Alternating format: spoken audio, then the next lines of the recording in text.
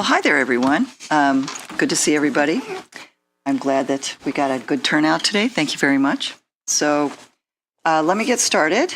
As usual, what I like to do is to share the mission statement, as well as, well, today I want to make sure that we have the information about our purpose and duties as well, which I had right on top here, and now I don't see it for some strange reason. But I can pull this up, so that's fine. Hold on a second. I had it right in front of me. Okay. Sorry about this. No, that's not it. Okay. I have the mission with you, but, oh, it's right here. I'm sorry. I found it. Okay, never mind. All right. Slow start here. Pardon me. So this is the Affordable Housing Commission, and we are starting for our August meeting. So this is the mission for our commission is the Athens City Affordable Housing Commission is a commission of city government established to review best practices, investigate community affordable housing models, and identify needs and opportunities within Athens city limits to advance decent, safe, sustainable, affordable housing for all city residents.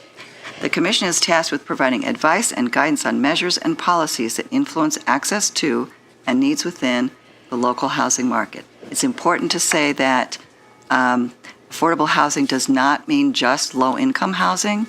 It is about housing for anyone who needs housing at whatever level and whatever their circumstances are. We want to be inclusive, and we want to make sure that we are providing good housing for everybody that needs it. So going on to powers and duties, I think this is important to remind everybody.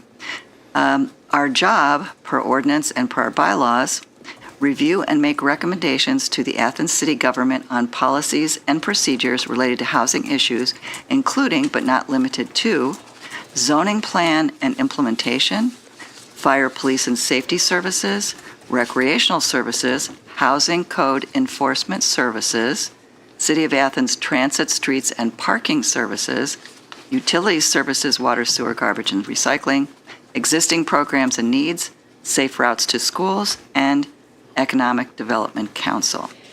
We also are charged to act as a liaison between members of the community and local government, respond to questions from public, local government, and the community, consult with city officials, city council, and the citizens of Athens in implementing special projects, and inform the city of grant opportunities, and then annually provide a report on our progress. So that's it. So that gives us a sense of what we're really trying to do here. Next is I want to make sure that we look at our quorum, and we do have quorum, and we want to look at our minutes. So anybody have any comments or changes on minutes? I have one correction. It's just a typo. It's on item number 5. It says it should be Amy seconded. It's just a typo there. Oh, succeeded. Thank you very much. All set on that.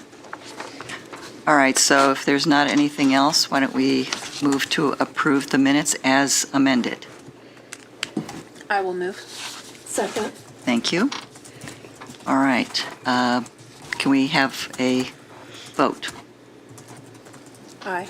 Aye. Aye. Okay, good. All right, moving right along. So next we want to talk about, my agenda's missing. I'm usually better organized than this. Thank you. Yeah. Yeah, I think okay, so following the agenda, I want to discuss our city council meeting with the OU President Gonzalez and her staff. City council met with President Gonzalez for a luncheon last week. We have an annual meeting with them to talk about issues that we think we could collaborate on and priorities that they feel are important. And we only had about an hour, so we didn't get into a lot of detail, but it was very clear that the number one issue that they wanted to work on in terms of collaborating with City Council and the city was housing. So, I think they said, well, we don't have a lot of funding to offer necessarily, but we have people who can help. So I think that was a signal, at least we heard it as a signal, that they would be willing to provide some help with projects and suggestions and maybe, work on commission things or whatever. So that was at least positive in our minds.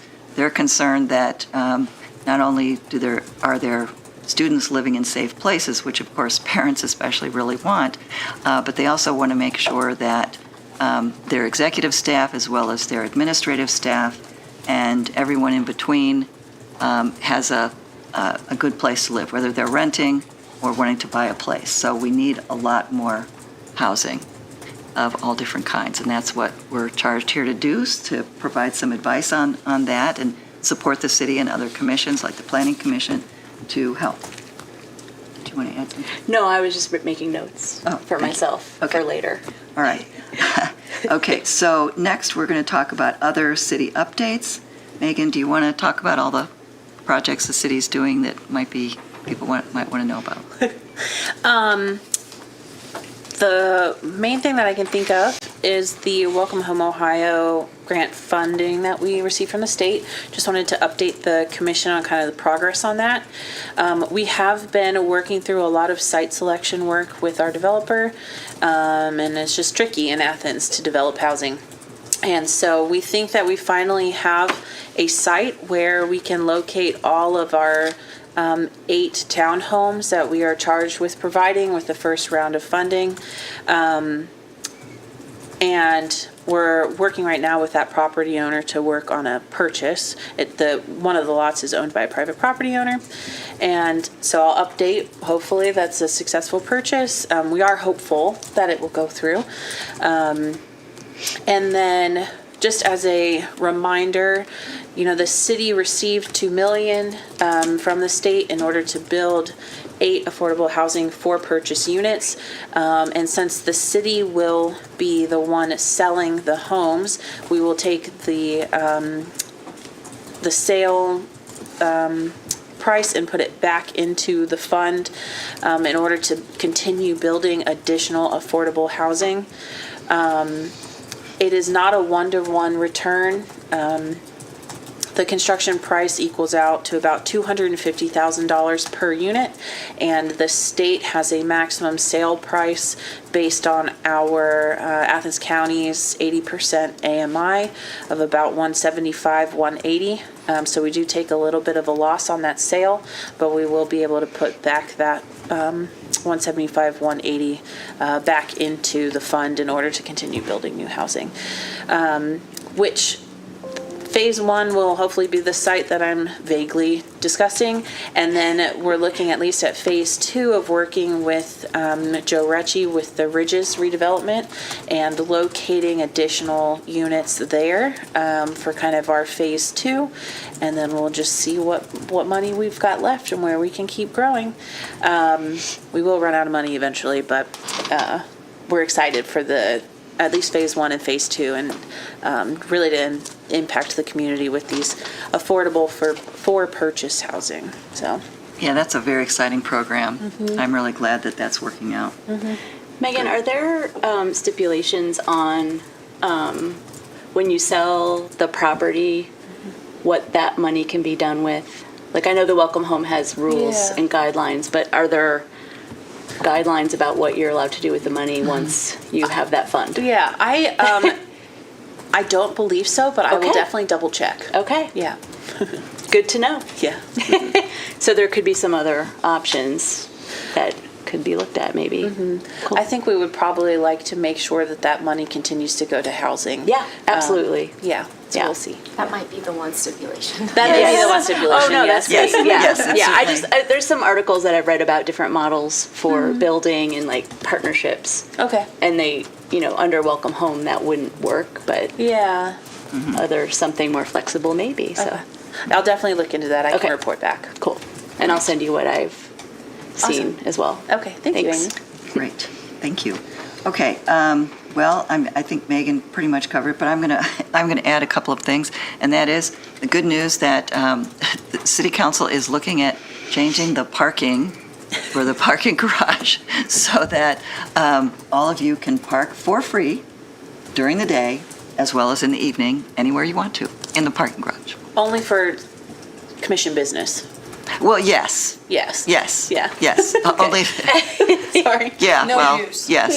Yeah, this is not to go out to lunch or whatever. It's just really for when you're working here. But that's something, I think that's kind of important, a little bonus. So it hasn't passed yet, but I think there's a lot of excitement amongst people on council to get that passed. So that's one thing. Which I'll add on to that, just as a reminder for the commission, if you need to update your parking passes, just stop by the mayor's office after this meeting. Keep your old pass, because it's just a Yes. sticker that you put on your new pass. Yes. Okay.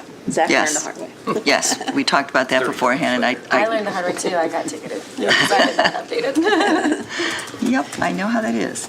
Okay, I think those are the most important things we can talk about right now. There's more things coming up as we move along, but I think those are the important things right now. I think as far as the ridges goes, my understanding based on our conversation with President Gonzalez is that the last bits of paperwork are still yet to be signed, but those are more of a formality rather than a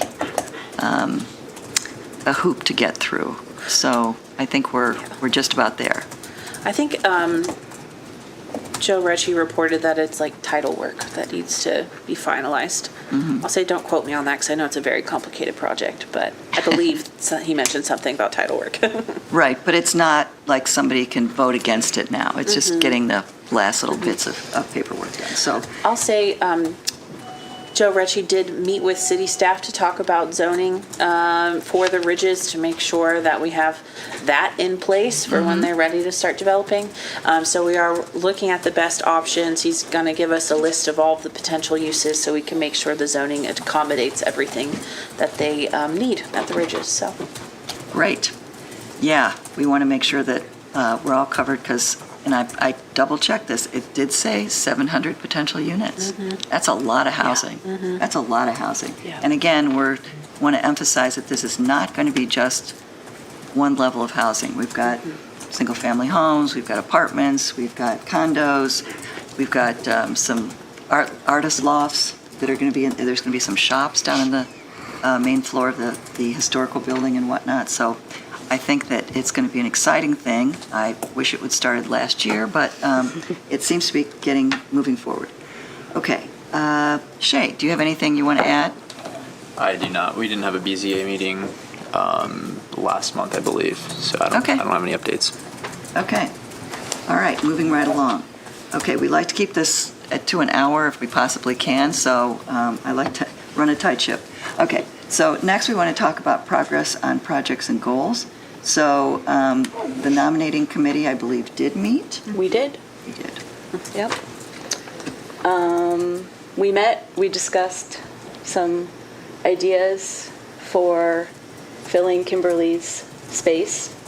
But then we realized we need to do a little bit more research and how that actually works. Do you have anything to add to that, Mary or Megan? No, I think we'll be having another meeting, Yes. correct? Yeah. And then we'll probably have a report after that. Yep. Okay, and let's remember that in September, our bylaws require that we, or you guys, start meeting about, the leadership for next year and all that, so Yep. that we can make those nominations by November. Okay? Got it. Okay, we'll be talking. All right, the new development committee. And Megan, do you want to talk Sure. about some things? We met this morning at 11 to, it had been a minute, I guess, since we had really had a productive meeting. So this was really like a coming together of the minds again.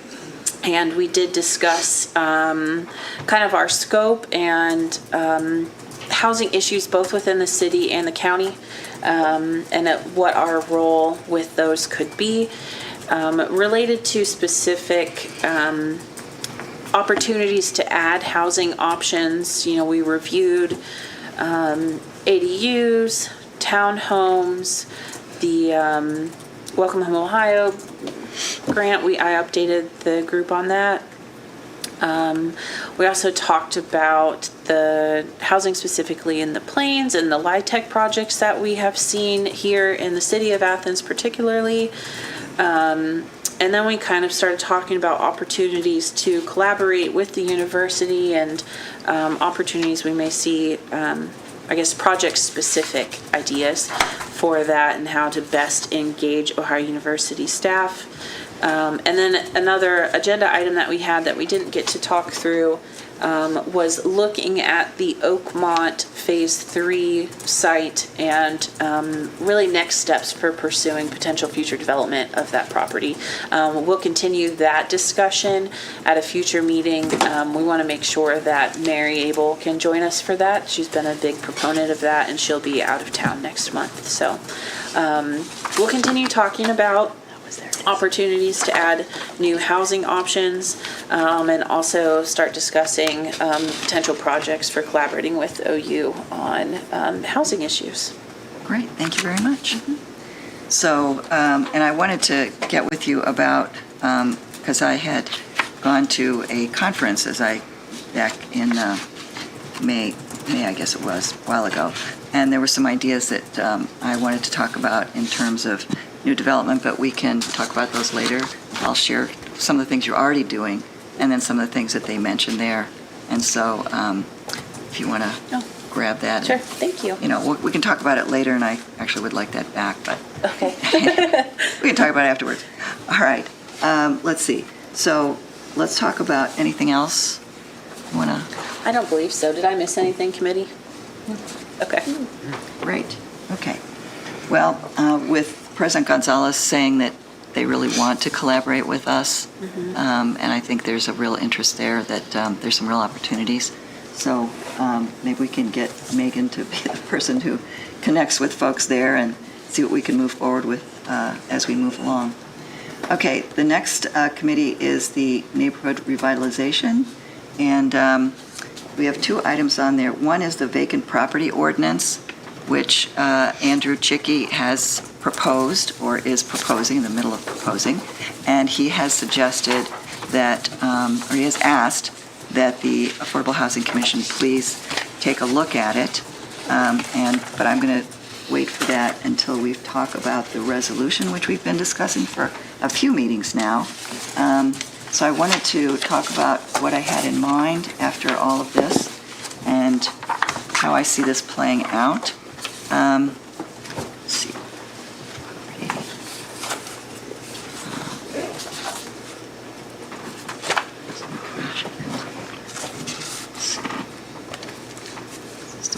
Oh, here it is. This is the first time we've done it this way, so. Okay, I just clicked on the site, so Ryan, can you put that up on the screen? Thank you. All right, so I did send this out to you. I was hoping you could see it a little bit better than that. Okay, maybe I can just enlarge it enough that you can see it. Okay, so if you haven't looked at it, again, this is mega massaging of what I've been working on for a while now. And so this resolution, because I wasn't sure if we should put it through here and just leave it at that, but after talking to multiple people, I decided really that the best way to go with this is to talk about this with all of you, and then if you're okay with it, then I will propose it to City Council, and Alan Swank, who's chair of the Planning and Development Committee, it fit best to be proposed through him, and that would be coming up. So I just want to have you look at this. So I'll read the beginning. A resolution in support of establishing ad hoc one-year Affordable Housing Commission subcommittee under the Neighborhood Revitalization Committee to review rental code inspection processes to enhance efficient and effective code compliance and rental unit safety. So I'll let you read this, and I will provide some supporting information as we talk about it. So I'll give you a few minutes to read this if you haven't already. And I'll scroll down as seems reasonable.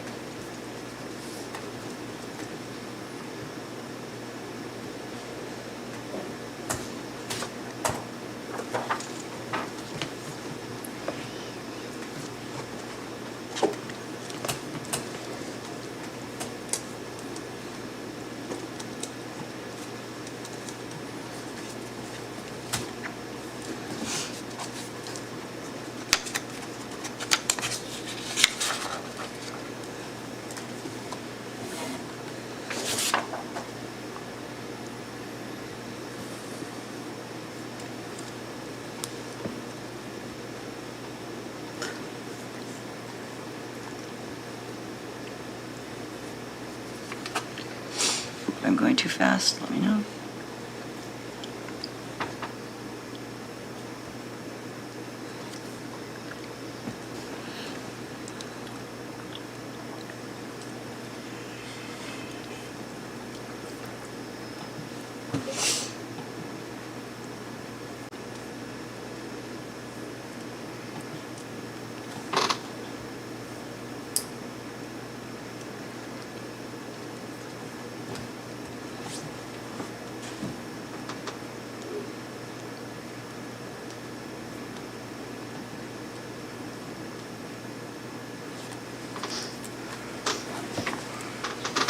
What's the reasoning for the limit determined, the 1 year limit?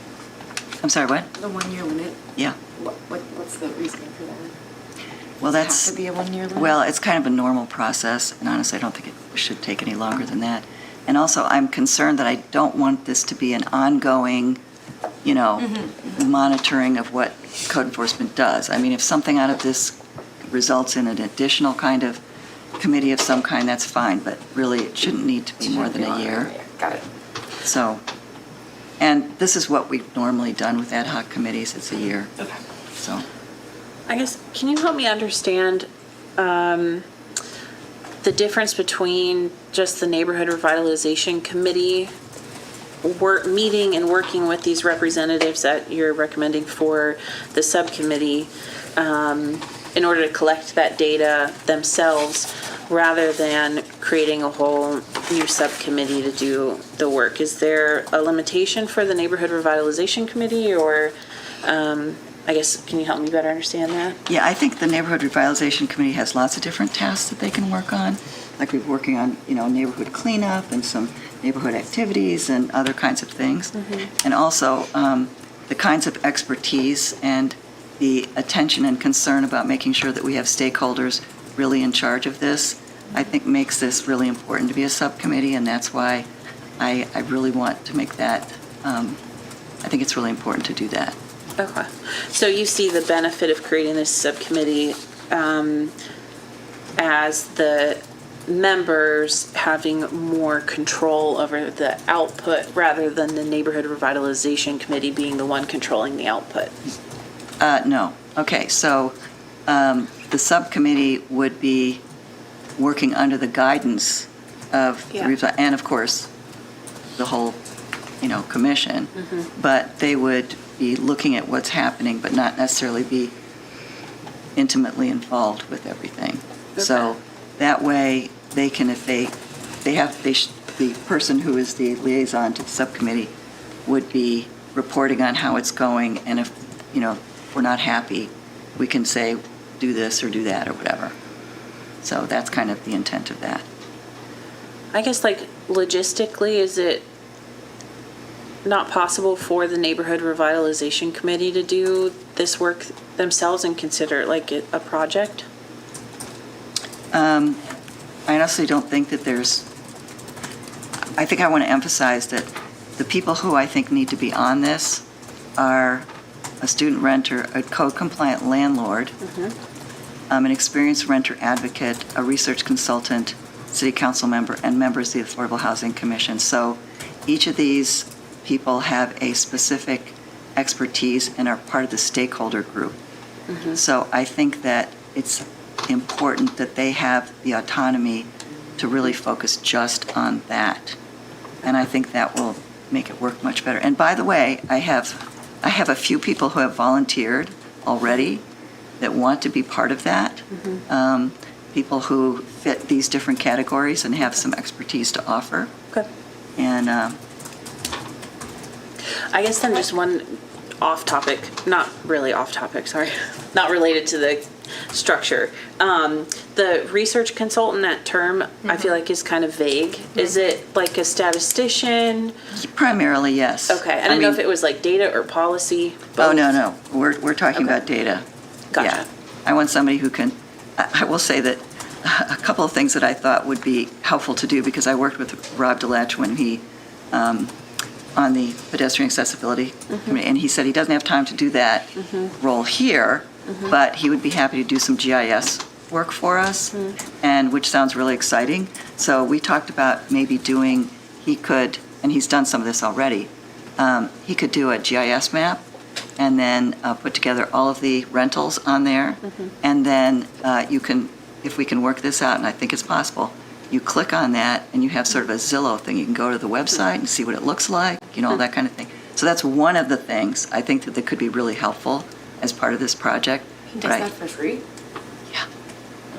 Yeah, it's amazing. Yeah, this is all volunteer here, folks. This is all volunteer, and would be very pricey if we tried to hire people. So but we've done this before. It really worked, and because I was a researcher, I'm not the data person, but because I'm a researcher, I have some very strong plans about how this would move forward, and I want to emphasize that this would be collaboration with the city, be a collaboration with other stakeholders, people who need to have a voice in this, the university, renters, people who advocate for renters. And I also have a lawyer who's a renter advocate. She's a lawyer, but she's a renter advocate, who has already volunteered. I have another student who is a fourth-year student and a statistician, and he is interested in doing his thesis as part of this project for this semester. And I'm hoping that I can get like a student class or something that could put together surveys and that kind of thing. And we've already had some conversation, or I've had some conversation about that as a possibility. So, and I already have, and I have to tell you, I already have a mountain of data that we've collected already. So there's not a huge amount of work other than finding out what the community really wants, what makes sense, and what the city feels makes sense for them, and what's doable financially. Yeah, because one of the concerns is if we don't have the money to pay for another code enforcement officer in some way, although maybe we could, I think there's a way to do it. But I think that in collaboration, we could come up with some great ideas about how to make this easier to do and to inspire landlords to be more compliant. Because we have 32%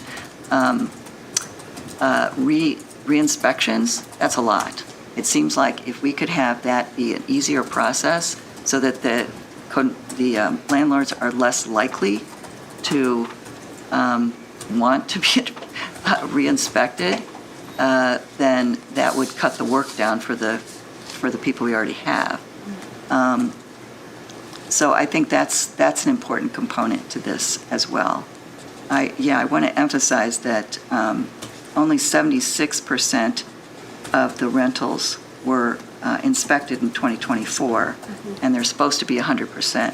90% was the year before that, but there's a lot of fluidity in terms of what their priorities can be, but it's not enough. Now, one of the things I heard yesterday was that we're going through the rental permit fee discussion in City Council, and other fees, all inclusive, and we're looking at what does it actually cost for the city to do an inspection.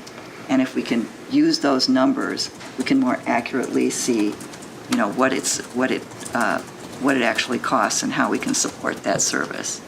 But if we can reduce the number of inspections, because people are more likely to, if the information is more transparent, if the data are very available to any renter, they might be more inclined to do a good job. Wait, so you're saying this would help limit the number of re-inspections? Re-inspections, right. What usually constitutes a reinspection? Okay, that's I was going to get to that, actually. So a lot of them are things like fire extinguishers and smoke Health and detectors. safety issues. Yeah. Yes, yeah. But, and actually Zach and I talked about this earlier. One of the things a lot of cities do, and I think would make sense, I think here, is that rather than have somebody come out specifically, drive all the way out there, the whole thing, to check to see if their fire inspection or their fire extinguishers and whatnot are working, that it's pretty easy to come up with a system where they can just take a picture or some kind of verification and send that in rather than having somebody come out to check it. So I think there's ways to make it easier and still do what's important in terms of safety. I guess my one concern with the photo verification is being able to actually verify it's from that unit or that it's not generated by AI or something crazy. Yeah.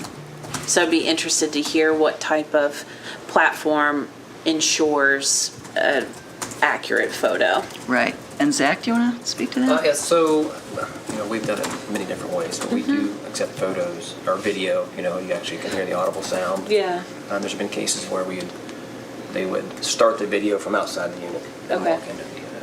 And then Okay. the inspector that's already been there, he's the one that reviews that to verify that is the that is the unit, that does make sense, and just sign off on it versus going out Okay. to do a reinspection. Makes sense. Yeah, just save some time.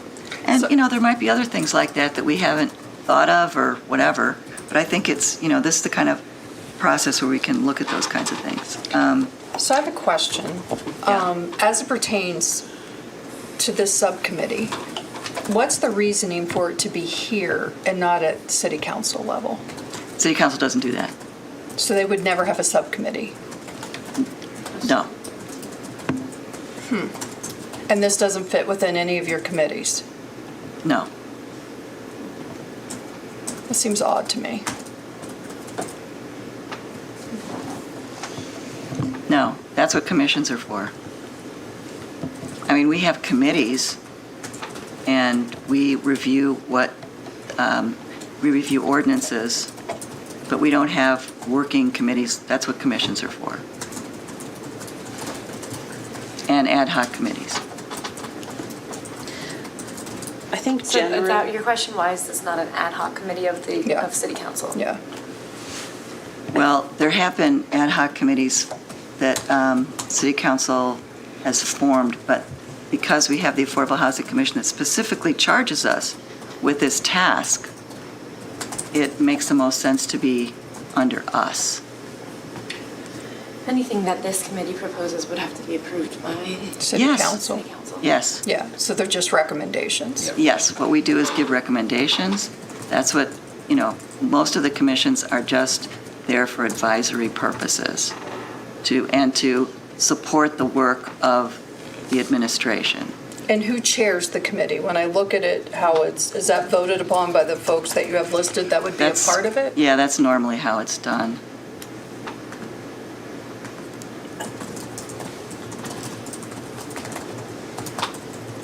Okay, so we have a couple people here who are interested in this topic, so would any of you like to speak? Okay, come on up. Yeah. So normally we do 3 minutes. Oh, I don't know if I need that long. So you have to identify yourself and say where you live. My name is Bob Preby. I'm a principal broker. Oh, where I live? Like Address. the actual address? Actually, 6495 Angel Ridge Road, Athens, Ohio. we're not going to follow you there, I No, promise. it's fine. No problem. It's public information. Yeah. I'm a principal broker with Uptown Realty Group. I've been a property manager for over 20 years. I'm also a certified property manager with the Institute of Real Estate Management, IREM. I have a lot of information and experience with code processes. I'm also the treasurer of the Athens County Board of Realtors. So I have a lot of ideas, and I'd like to participate in some form to help landlords raise the bar of professionalism in our city and change the view of how landlords are perceived and and hopefully affect some processes in the city to make them more efficient. Yeah, the message I've been getting from landlords is, I do a really good job, and it's hard when there's some, a few, like in any profession, there's good ones and less than good ones.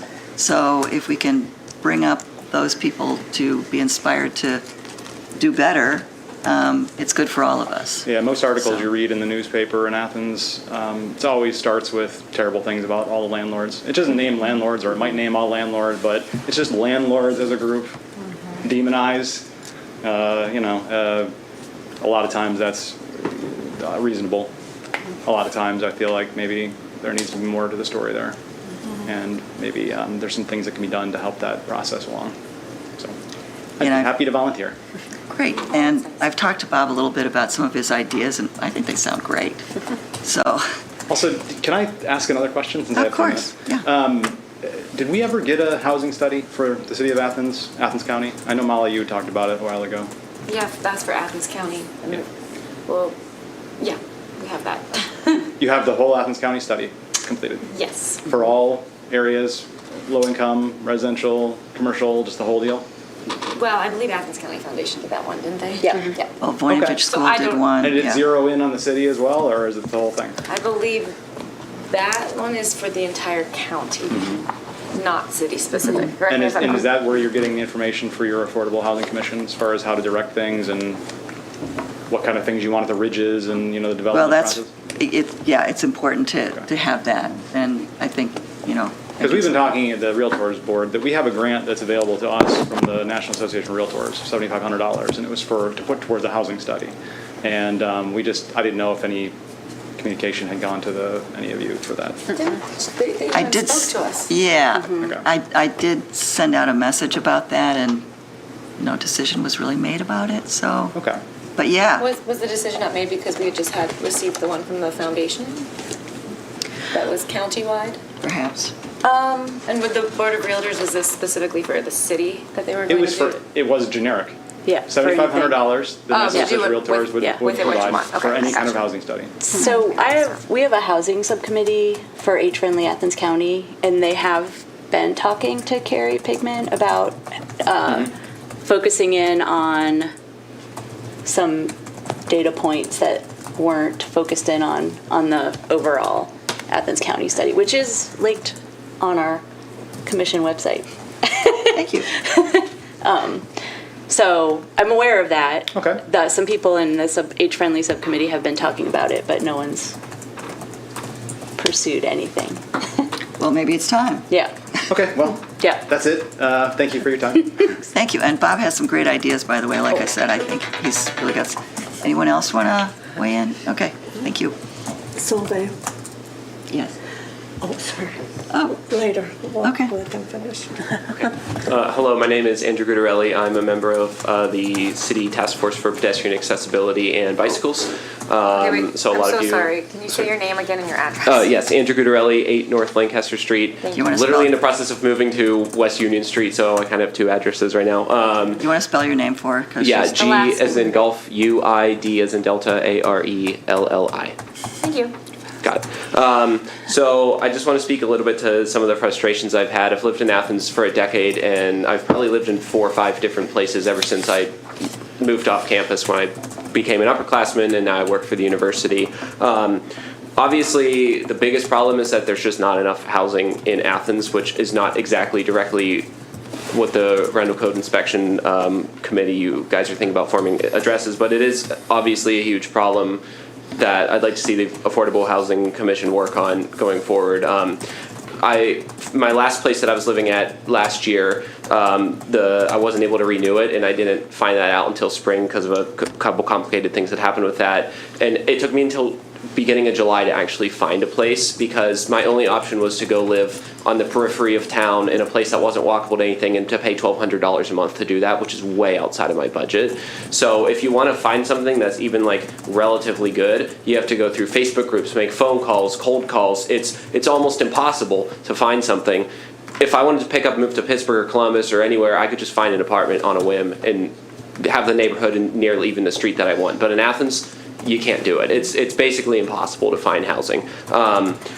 That now regarding specifically this potential subcommittee, I have had a lot of problems with landlords who wouldn't enforce certain codes. I am dealing with a situation now that I won't speak on because it's an ongoing matter. But previously, one of the places I used to live on the west side of Athens, there was a huge crack in the window and we kept having wasps coming in the apartment. So I would call the landlord, hey, can you fix it? The wasps are coming in. Yeah, I'll fix it. Week goes by, nothing happens. I call him again, nothing happens. So after like 3 weeks, I'm like, okay, something has to be done about this. So I made a little white lie and called the landlord and said, hey man, I'm like severely allergic to wasps and there's going to be liability on your part if you don't fix this. It was fixed within an hour and a half of me making that phone call because when their responsibility was on the line, they did something about it. But when it was only my problem, they didn't care.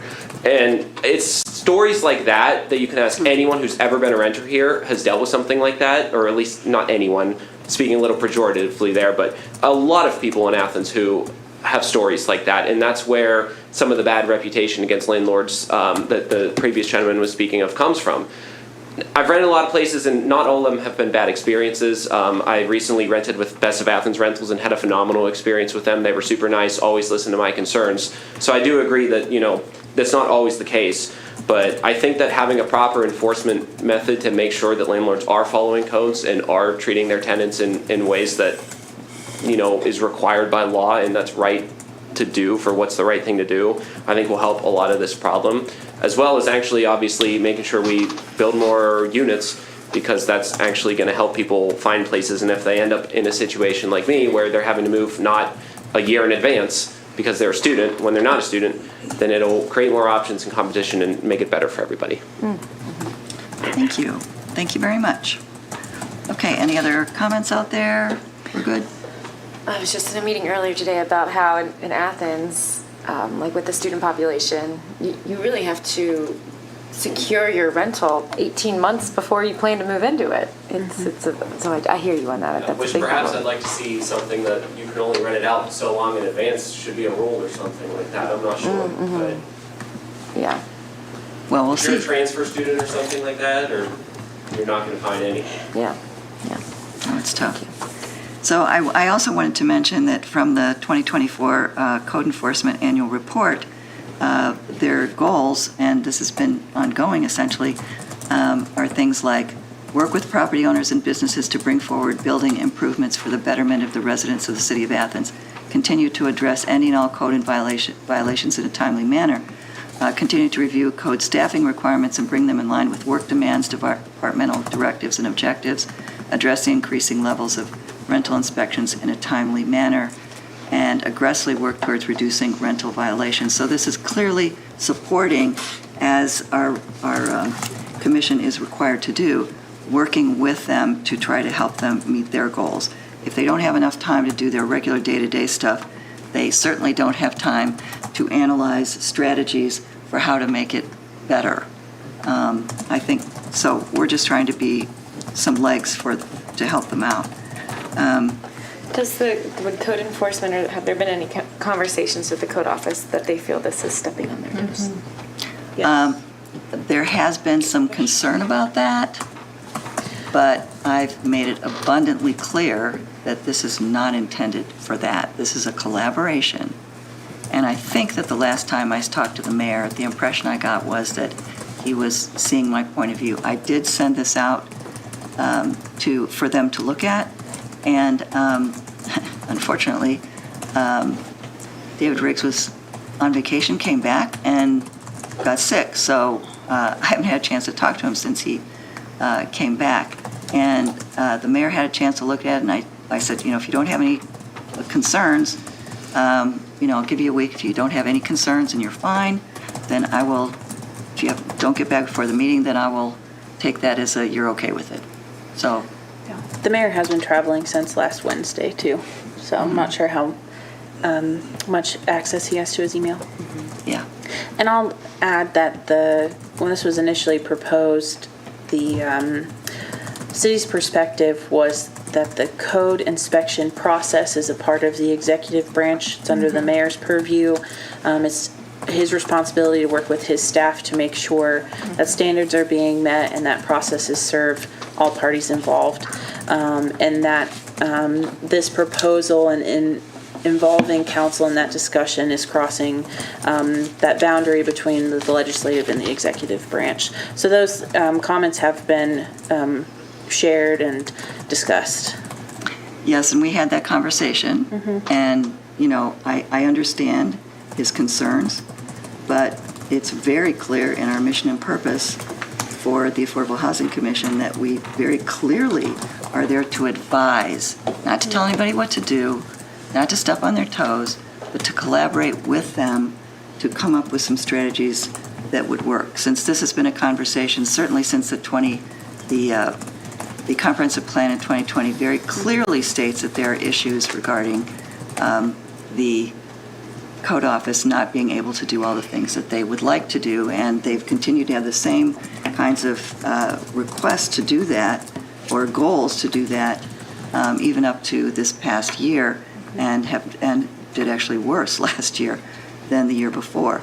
So again, I think that it's important that everyone understand that this is in no way trying to criticize, step on toes, demand anything, but just trying to help the city to work on ways to meet the goals that the community has said they want and that they've said they want. So I think the mayor maybe have had experience with people who would try to tell him what to do, and that is absolutely the antithesis of what I'm trying to do here. I am trying to collaborate and work professionally to make things better in the way that they have indicated they want. I have a question for Megan. So when you say that it crosses a line, does that mean, like, is it a line somewhere in a policy? Like, because if that's the case, then will city council even hear something? If it's like not the way procedure works, I guess that's what I'm trying to, I don't understand all the rules and procedures. So I guess that's my question. Yeah, I'm not sure if there's an exact policy that speaks to this, but it's just the general alignment of responsibilities between the legislative branch and the executive branch. Okay. And since I used to teach about policy and how different branches of government work, I can tell you that he's absolutely right that there are things that the executive branch is supposed to do. He is in charge of putting policy in place. The legislative branch is in charge of creating policy for the executive branch to put into place. And with the Pedestrian Accessibility Committee, or its ad hoc committee, which this is modeled directly after, because I was on that committee, we very clearly did exactly what I'm suggesting here, and for some reason the mayor didn't seem to object to that. He seemed to be pretty supportive of that, where we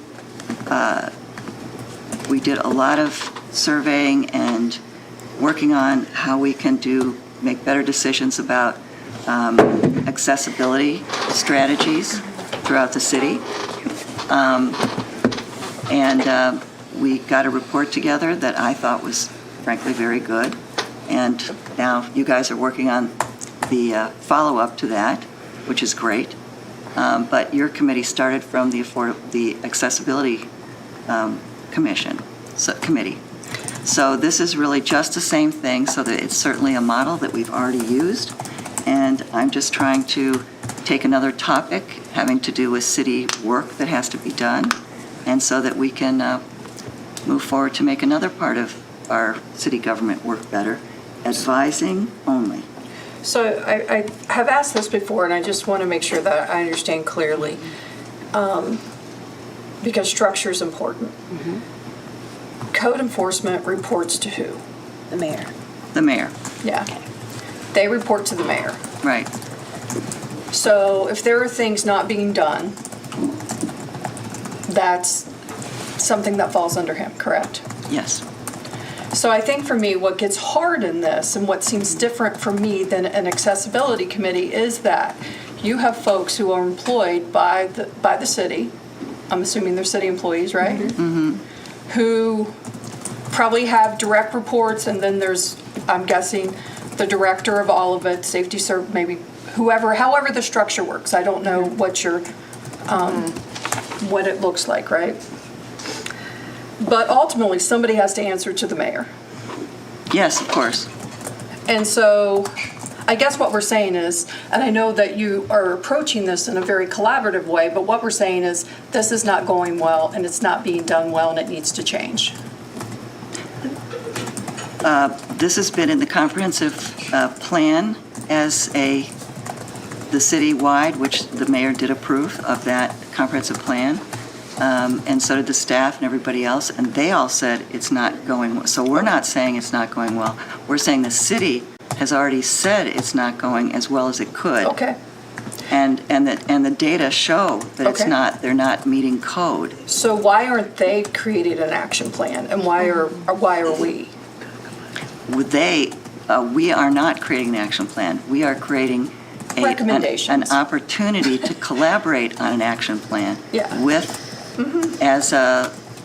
because honestly, as I said earlier, they don't have time to do that kind of stepping back and analyzing when they're day-to-day just trying to get the work done. So my issue is then even if we present them with suggestions, if they already don't have the time to do it, it's not going to go anywhere. That's my only concern. But I think through the process, we can find ways, for example, with the GIS thing that I talked about earlier. So what if we put that in place, and that doesn't take work from, anybody really, except for our group and a little bit from the code office.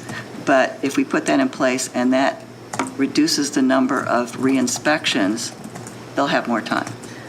If we come up with some strategies for making this a little bit easier and more transparent in other ways, that will increase the amount of time they have.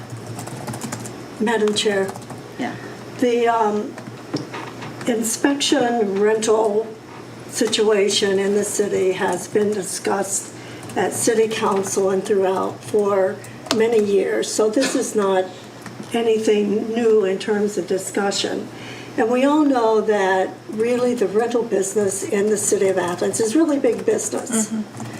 And so one of the things that has transpired, and I think one of the reasons for this resolution and discussion, is that the current code officers who go out and do the rental inspections do not have the time to go to every rental unit and do an inspection. And there's just not staff time to do it because the requirement is they have to do an inspection every year. And as pointed out in the resolution, only 76% of the 5,825 rentals in the city were inspected in 2024. So I think when we have had discussion before City Council, as I've been in the audience, this has been one of the concerns that has often been brought up by members of the public who speak, and also landlords who want to make sure that their rentals are safe and that they are good landlords. What this resolution basically does, and just so for the viewing public out there, number one, it is only a one-year committee, so this is not something that is going to last long-term. What its task is doing is, one, to review the current rental code inspection, and the complaint process is to enhance efficient and effective code compliance. And I think that's another thing to focus on, because I'm one of those people who think that why should we have to have always a complaint brought forward before something is done? We should be at a point where we are proactive and do this so that we do not have a lot of complaints coming forth, that we're able to take care of and address problems as they arise. And the other thing is to the rental unit safety, to address the goals in the city's comprehensive plan. And I think that's another very important aspect here.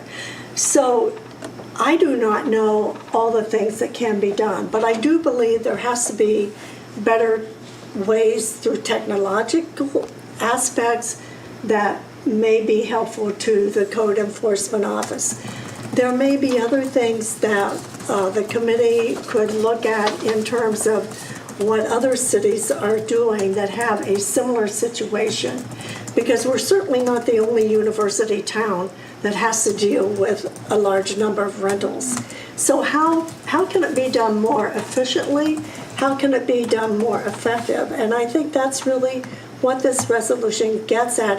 And hopefully those conversations would be, you're right, collaborative, and so that everyone can work together to look at, hey, how can we do this in a better, more efficient and productive method? And that's what I see coming forth from the resolution, and having a one-year committee look at this and to see what the final recommendations are at the end of that committee. And as we all know, those recommendations may be accepted, they may be rejected. We don't know what that's going to come forth, but I think overall this is something that should help the city of Athens. It should really help elected officials and administrators within the city as they look at the whole of the Athens rental situation. Thank you. Another piece of this, of course, is the university. And I went to a international town gown convention a bit back, which I mentioned, and we found out that actually Columbus and OSU are considered a model across the country. They were given an award for how good they do. And so I've been looking into, and with some help, getting quite a bit of information about how they do it, the names of who does it, and all that kind of thing. And we couldn't do it exactly the way they do it. There's some differences there, but they do have some important tips that I think could be helpful for us. So, and again, there's lots of models in other cities based on what I learned when I went to that conference. So I was hoping as part of this to share some of that information. And the thing is, if you work collaboratively, you will get buy-in, and you will get them to want to do those things because they were the ones who helped put the report and any conversations together. I did some quick math just out of curiosity. I took the 5,825 rentals, divided that by 250 work days a week. A year. That'd be a terrible week. That equals about 24 inspections a day. Divide that just includes taking weekends out, and then like about 10 national holidays, I rounded out. That's 24 inspections a day divided by 8 hours a day. That's 3 units an hour. We have 4 inspectors that don't just do rental inspection, but also all of other code issues. About 44% of their time is spent on that does not rental. accommodate for any personal vacation or sick leave or anything either. So it's just a huge component of our rental market is volume and capacity and funding, which due to the tax levy not passing, we're even more strapped for funding locally. So just the numbers alone tell a huge story. Just the percentage of rentals alone make it really difficult. Right, and that's why it's so important, especially now, to take a look at what are our options to cut the work and maybe increase some fees. And there are, as I mentioned, the city is looking into what it would actually cost if we raise for doing the work, and then considering how much, if at all, to raise fees, or perhaps increase fees for, those complaints. From what I learned from one attorney was the worst landlords are the ones that get a lot of complaints, and if we can hit them a little bit harder, rather than increasing fees for everybody, that might be a solution there. So again, there's lots of possibilities there, but I think it's worth having that conversation and looking at what's possible. And I think the university is interested in making sure that parents are happy when they send their kids here. That's a big deal. I talked to one woman whose daughter's house burnt just some months ago on West State. And I said, well, how would you feel about having a $1 student fee to make sure that we had better inspections. And she says, oh yeah, I would do that. You know, so I think there's lots of options there that might work. We just have to figure out which ones they are. And another thing, which may be a little interesting, but we found out yesterday that we have well over 100 million, no, sorry, it was 100,000, I'm sorry, I'd love to say million, but $100,000 from the opioid fund, and that is supposed to be used for health-related purposes. And I don't think it's that much of a stretch to say that the reason we do these things, for these inspections, is for health reasons, health and safety. So who knows, that might be potentially some money we could use from that too. And that's going to keep coming in, by the way. Any other conversation about this? All right. Well, then, would someone like to make a move to agree to move this resolution along? Well, I move that we pass this resolution. Were we not going to wait on feedback from the mayor, or no? No, okay. I mean, I've given him an opportunity to say no, and he's not done that. He's been traveling, at least, I don't know when you emailed him, but he has been out of town for almost 7 days now. Yeah, it was before that. Should we invite him to come to this commission meeting? I do feel like it'd be helpful to the process if the collaboration was from the get-go.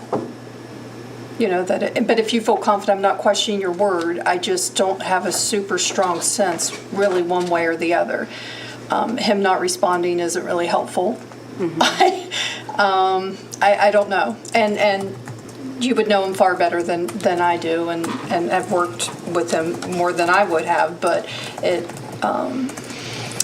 I do feel like for the success of it, and I think there's important issues that have been raised, that it's really important that we're all on the same page and that it doesn't appear adversarial or something's not getting done, so we're going to tackle it over here because this isn't getting done. I'm not saying that's your purpose at all. I just want to make sure that from the get-go, I think it would be helpful that, and sometimes it doesn't work, right?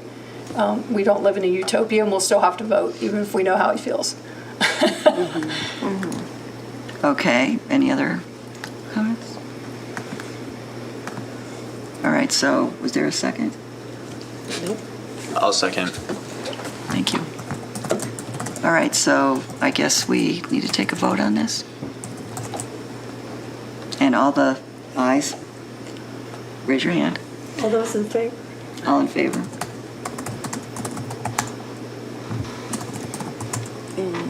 Wait. Zach, Molly? And Mary, right? I'm opposed. Oh, okay, yeah. Who's opposed? I'm opposed. So what's the count? I was abstaining. And Maria is abstaining. Wow. Wait, It's a tie. it's a tie. Wait, but you didn't vote. Oh, yeah, I vote for, of course. Well, I think It's still a tie. Does the chair typically vote, but the chair's the tiebreaker? Only if there's a tie? And there's not a tie. Oh, right. The chair doesn't vote. Okay. I thought it was a non-voting member. Oh, I didn't think about that. No, everybody's a voting member. I think Everyone's a voting member. I thought that there was somebody who was non-voting, though. I can't remember who that It was was. Michelle. Michelle. Okay. Yeah, it was Michelle, Yeah. because she wasn't really a member. Yeah. Okay, no, wait, hold on. So with Solvay's vote, it passes. 1, 2, 3, 4, 5. 1, 2, 3, 4, and an abstention, so it passes. Okay, well, we'll move forward then. And I'm hoping that those of you who had reservations about this will find that this really is going to be a great project.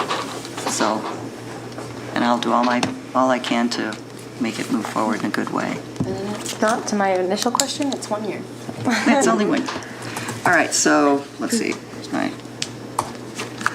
Where are we at now? Yeah, anything for the good of the order, anything else that we need to talk about? Well, did Polly and Amy want to give a quick communications education? Amy has an update. We can do it now, or we can do it at the next meeting. Well, How quickly can you do it? I mean, I did review the website. We haven't met, but I did review the website just to make sure that the minutes and agendas and things, I did a very quick review. And I just noticed a couple tweaks that could be better. So, do you want me to say what those are? I could put them in writing. I did it this morning, so I don't have like why don't you put that in writing? I'll put it in writing. Send it to Yeah. our secretary. Yeah, nothing major, but I just wanted to see if the information was complete. Good, And thank had you. just a couple of recommendations for, and maybe I'll send them to you first. Perfect. Or for everybody. That would be super easy to do. Perfect. And then we can delve into what else the website could be. But Thank you. let's get all the information Great, on there let's first. talk about that next time. And next time, we're going to talk about, well, I'll tell you about I can talk about the progress with this and, other projects that we want to look at. So, thank you very much. Okay. Thank you. See you next month. Can I have my agenda back? Oh. I have so much paperwork, it's like, I know, those are for sure. We don't have to vote to adjourn, do we? not No, actually okay. officially, you don't.